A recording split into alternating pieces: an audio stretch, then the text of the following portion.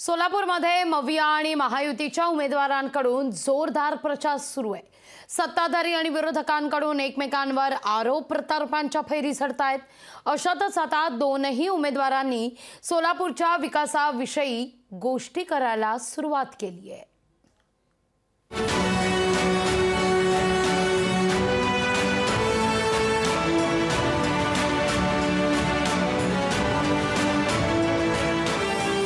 प्रचार आणि सभांचा धडाका सुरू झालाय।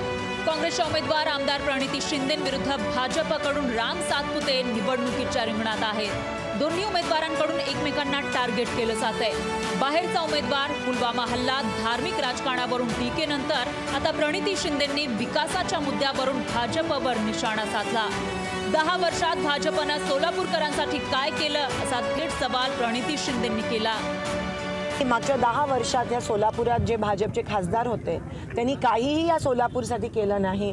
ना साधी पाईपलाईन आणू शकले, ना एक रोजगार आणू शकले, ना साधी विमान सेवा सुरू करू शकले आणि वर तर महागाई पण कमी करू शकले नाही। जे वचन आपल्याला दिलेलं की महागाई कमी करू किंवा 2 कोटी रोजगार उपलब्ध करून देऊ ते काहीही या ठिकाणी भाजप सरकारकडून झालं नाही आहे। लागलीच भाजप उमेदवार राम सातपुतेंनीही याला उत्तर दिलं। वेळ पडली तर मोदींजवळ जाऊन बसेन, पण याच वर्षी ऑगस्ट महिन्यात सोलापुरात विमानतळ सुरू करेन असा शब्द राम सातपुतेंनी सोलापूरकरांना दिला।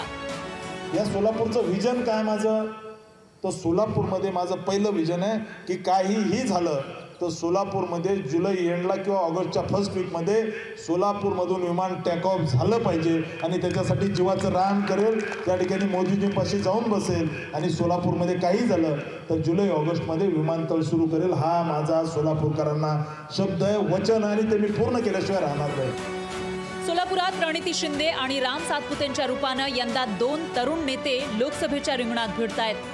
एकमेकांवर टीका करता करता आता हे नेते सोलापूरकरांच्या मूळ समस्यांवर बोलू लागले। त्यामुळे प्रत्यक्षात जिल्ह्याच्या विकासाला गती कधी मिळेल ते सांगता येत नाही, पण या तरुण तडफदार नेत्यांकडून विकासाच्या गोष्टी ऐकून सोलापुरातील सामान्य मतदार मात्र सुखावलाय। वसीम अत्तार, लोकशाही मराठी, सोलापूर।